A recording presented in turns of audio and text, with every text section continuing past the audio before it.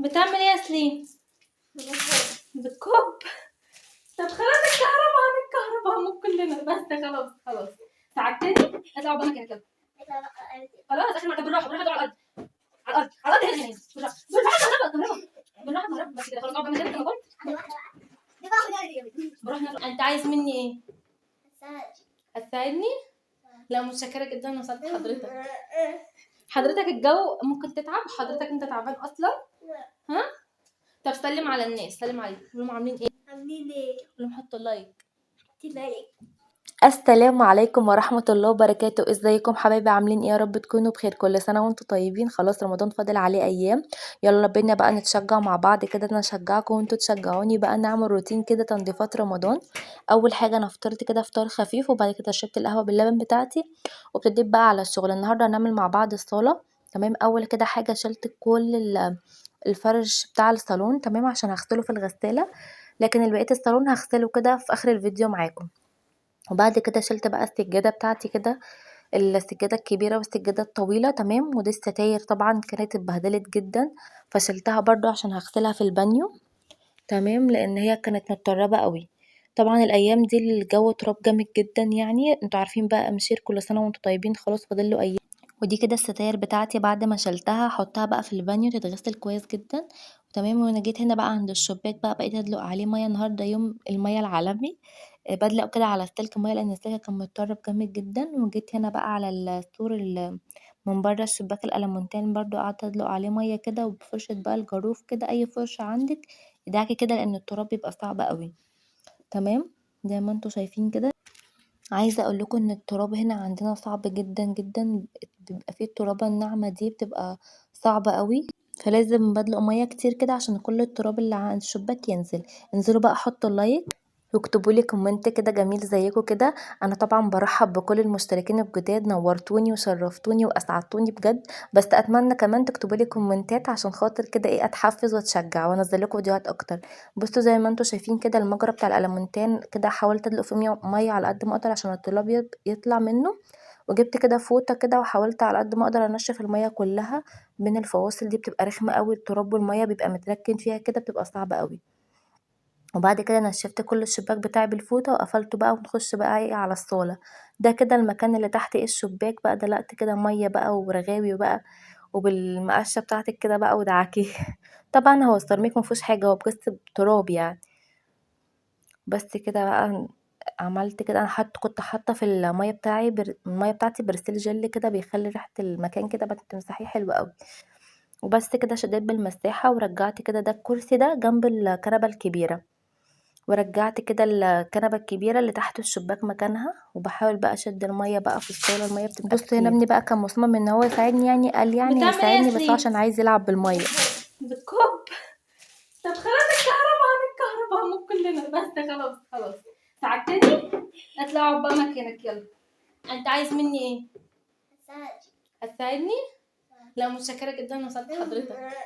عاملين ايه؟ قول لهم حطوا لايك. لايك. مكسوف. طب يلا اقعد بقى. يلا اقعد بقى. لا خلاص بقى يا لهوي. خلاص يلا. لا هنتكهرب والله هنتكهرب. طب بالراحه هنا. ماشي بس الصالون بس خلاص. متشكره جدا. هقعد بقى. حطوا بقى لايك زي ما سليم بيقول لكم ما تزعلهوش. انا حبيت اسيب لكم الفقره دي حصلت منه تلقائيه كده وانا بمسح حبيت اسيبها لكم. تمام. نيجي هنا بقى للمسيح بقى بتاعنا.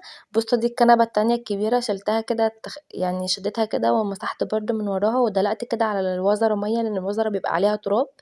تمام. وده كان جنبها الكرسي الصغير التاني. هما الصالون 2 كرسي و2 كنبه كبار. تمام. وهنا بقى ورا الجزامه قدام باب الشقه برده كان فيه تراب كده دلقت الميه ومسحتها.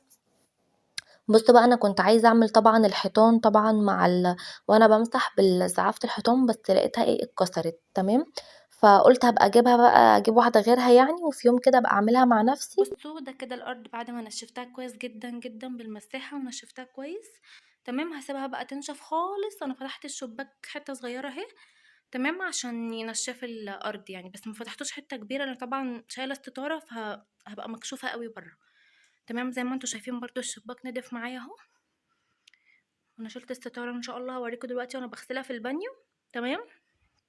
وبس لما تنشف ان شاء الله اغسلها وتنشف كده هفرشها معاكم. بصوا زي ما انتم شايفين كده الارض نورت كده، هي الواحد حاسس براحه نفسيه. بس كده بقى هتنشف بقى الارض خالص، ما يبقاش فيها ميه نهائي، وبعد كده هفرش بقى السجاد معاكم. زي ما انتم شايفين كده انا مليت البانيو اهو عشان خاطر احط يعني الستاير فيه. تمام. لان بصراحه الستاير في البانيو غسالة احسن من الغساله بتكرمش جامد جدا. دي الغساله خلصت، ده صوت الغساله يا جماعه. عشان كنت حاطه فيها يعني غسيل. تمام. كده انا الاول انا هحط الاوكسي بتاعي كده. تمام. عشان يدوب في الميه الاول قبل ما احط قبل ما احط يعني الستاير. وشويه بقى كوركس الوان كده. احط بقى الستاير زي ما انتم شايفين كده. انا خلاص حطيت الستاير بتاعتي اهي بقى، وكل ما اخش بقى الحمام شويه اقعد ادعك فيهم بايدي شويه برجلي شويه كده لحد ما ينضفوا. هو اللي فيهم تراب بس، يعني بصوا هي الميه بتاعتهم منزله تراب بس تراب بقى. مش عايزه اقول لكم التراب عندنا هنا عامل ازاي. انا الصراحه ما كنتش عايزه اشيلهم دلوقتي عشان اغسلهم، بس قلت يعني استنى اسبوع كده عشان انتوا عارفين امشير والتراب وكده. بس بصراحه ما قدرتش، يعني كان التراب فيهم جامد قوي. ودي كده الارض بتاعتي بعد ما نشفت خالص من الميه. تمام. سبتها تنشف براحتها خالص، وهفرش بقى كده السجاده بتاعتي زي ما انتوا شايفين كده. ودي كده بقى المشايه الطويله اللي عند باب الشقه كده، وده شكل الصاله بتاعتي بعد ما اتفرشت. الكلام ده انا مسحتش الصاله وكده، عملته الصبح، وبعد كده عملت الاكل بتاعي الغدا بتاعي عشان كان جوزي راجع من الشغل وكده. وبعد كده بقى هرجع اعمل معاكم الصالون. تمام. هرجع بقى اغسل معاكم الصالون بس بعد ما اعمل الغدا بتاعي يعني. وهعمل برضو الجزامه لانها متبهدله قوي قوي. بصوا شايفين ده شكل الصاله. بتحسي براحه نفسيه كده بعد ما بتخلصي حاجتك يعني. لسه طبعا هنعمل بقى اوضه الليفنج مع بعض واوضه الاطفال. لسه استنوا بقى فيديوهات تانية كتير ان شاء الله.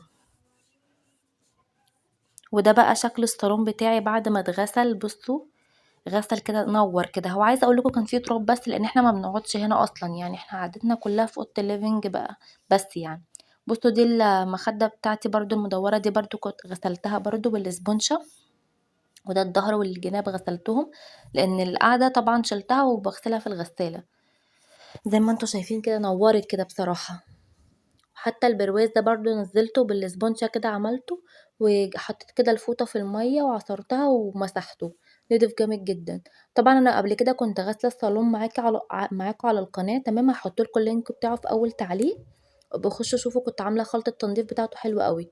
بصوا دي الميه كده اللي كنت بعصر كده فيها الفوطه كده وامسح بيها بعد ما بعمل بالاسبونشه. بصوا شايفين التراب عامل ازاي. هو كل اللي كان فيه كان تراب بس بصراحه لان احنا قعدتنا كلها في اوضه الليفينج. بصوا ده تاني يوم بقى الصبح كان خلاص بقى نشف الصالون بتاعي. حتى الفرش بتاعي اللي غسلته في الغسالة نشف وفرشته كده عليه. بصوا منور ازاي بجد، شكله نور خالص بعد الغسيل. بس كده ده كان الفيديو بتاعنا النهارده. يا رب يكون عجبكم. ما تنسوش تعملوا لايك وتشتركوا في القناه وتفعلوا زر الجرس